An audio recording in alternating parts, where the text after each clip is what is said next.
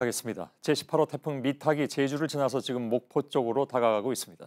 2시간쯤 뒤면 상륙해서 내륙을 동서로 가로지릅니다. 목포와 영암, 경남 거창을 지나서 내일 오전에 경북 영덕으로 빠져나갈 전망입니다. 이미 제주와 전남 지역 곳곳에서 집 지붕이 날아가고 도로가 침수되는 등 일부 피해도 발생했습니다. 세계적인 행사인 부산국제영화제도 오늘 예정된 전야제를 취소했습니다. 먼저 목포를 연결하겠습니다. 정진명 기자. 오늘 굉장히 비바람이 거센 것 같습니다. 좀 자세히 전해주시죠. 네, 불과 한두 시간 전만 해도 바람은 강하지 않고 비만 세차게 내렸습니다. 그런데 조금 전부터 비바람이 점차 거세지고 있습니다. 태풍이 점차 가까워지는 걸 알 수 있는데요. 제 옆으로는 태풍을 피해 정박한 어선들이 보입니다.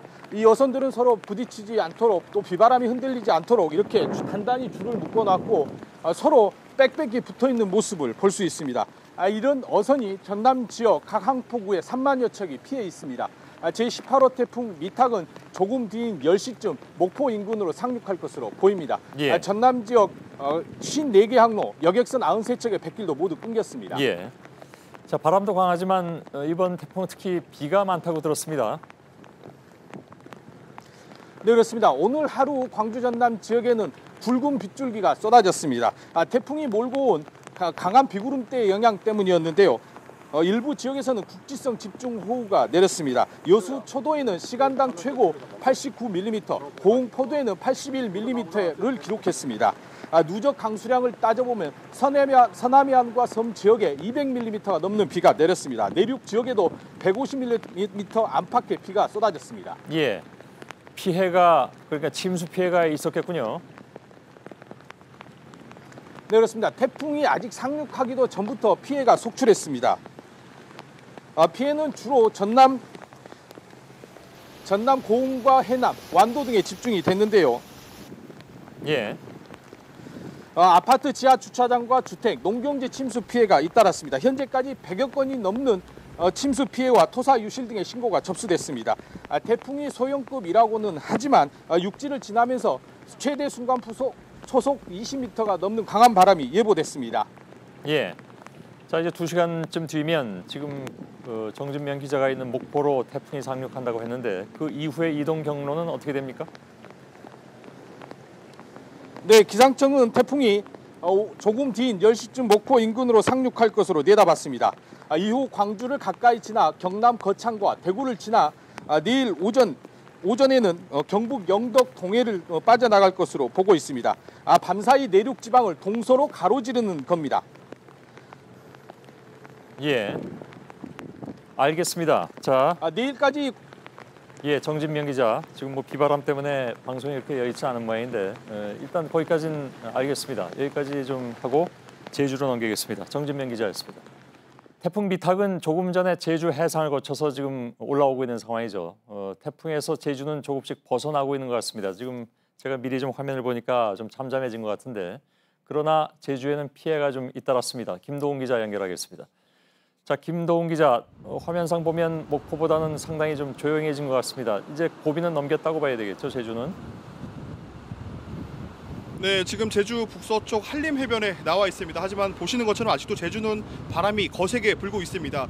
하루 종일 몰아치는 비는 어느 정도 잦아들었는데요. 하지만 바람은 점점 더 세게 불고 있어서 중계를 하는 지금도 눈을 제대로 뜨고 있기 어려울 정도입니다. 예. 태풍은 조금 전 오후 7시쯤 제주에 가장 근접한 뒤 목포 앞바다를 향해 가고 있습니다. 하지만 태풍의 반경이 270km로 아주 넓습니다. 태풍이 목포에 다가가지만 제주는 아직도 태풍의 영향권에 있습니다. 예, 화면상으로는 그렇게 나타나진 않지만 역시 이제 현장에 있다 보면 비바람이 강하다는 것을 바로 이제 체감을 하는 모양이군요. 지금까지 제주에서 나온 피해가 어떻게 됩니까? 네, 태풍 미탁으로 인한 피해는 오늘 새벽부터 시작됐습니다. 주로 제주 동부 지역을 중심으로 발생했습니다. 주택과 초등학교 교실 지붕이 날아갔고요. 양식장 지붕 구조물도 무너졌습니다. 또 창고와 말 목장 일부가 무너지는 피해도 있었습니다. 이미 최근 한 달 사이에 왔었던 태풍 링링과 타파로 시설물이 약해진 상태에서 또다시 태풍을 맞았기 때문으로 풀이됩니다. 인명피해도 있었습니다. 80대 주민 등 3명이 갈비뼈가 부러지는 등 크게 다쳐 병원에서 치료를 받았습니다. 또 8가구가 침수돼 이재민 25명이 발생했고 900가구가 잠시 전기 공급이 끊기기도 했습니다. 오늘 오후 6시까지 제주도에 접수된 피해 신고는 약 120여 건으로 집계됐습니다. 예, 화면을 보니까 간단치 않은 것 같습니다. 항공이나 배편은 뭐 당연히 막혀 있죠 지금. 네, 하늘길과 바닷길 모두 차질을 빚었습니다. 오늘 하루 제주로 오가는 항공기 320여 편이 결항이 됐습니다. 또 제주와 다른 지역을 잇는 여객선도 전면 운항이 통제됐습니다. 학생들의 등하굣길 피해를 우려해서 오늘 하루 제주 지역 학교 19곳이 휴업을 했고요. 290곳도 평소보다 학교 시간을 앞당겼습니다. 기상청은 제주 지역에 내일 낮까지 초속 30m가 넘는 강풍이 불 것으로 예상을 하고 있습니다. 제주도도 밤사이 강풍으로 인한 피해가 이어질 수 있다면서 밤사이 가급적 외출을 자제해 줄 것을 당부하고 있습니다. 예, 알겠습니다. 제주에서 김도훈 기자였습니다. 오늘 밤 부산도 안심할 수는 없는데 당장 오늘 예정됐던 부산국제영화제 전야제가 취소됐습니다. 매년 이맘때 열리는 부산영화제 번번이 지금 태풍과 싸우고 있는 상황이죠. 내일 개막식은 예정대로 열기로 했다고 하는군요. 김나한 기자입니다.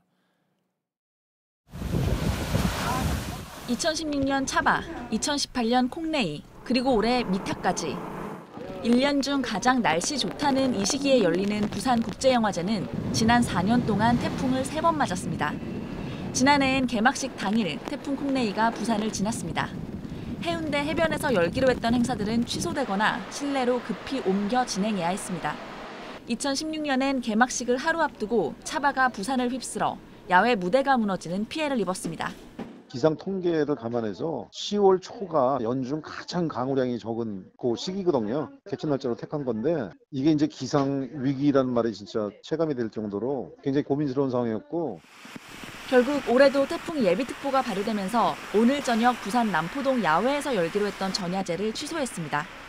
태풍 때마다 큰 피해를 입은 탓에 해운대 해변의 각종 이벤트는 아예 하지 않기로 했습니다. 태풍이 내일 오전 5시 부산을 지날 것으로 예보됨에 따라 저녁 7시에 시작하는 개막식은 영화의 전당에서 예정대로 진행합니다.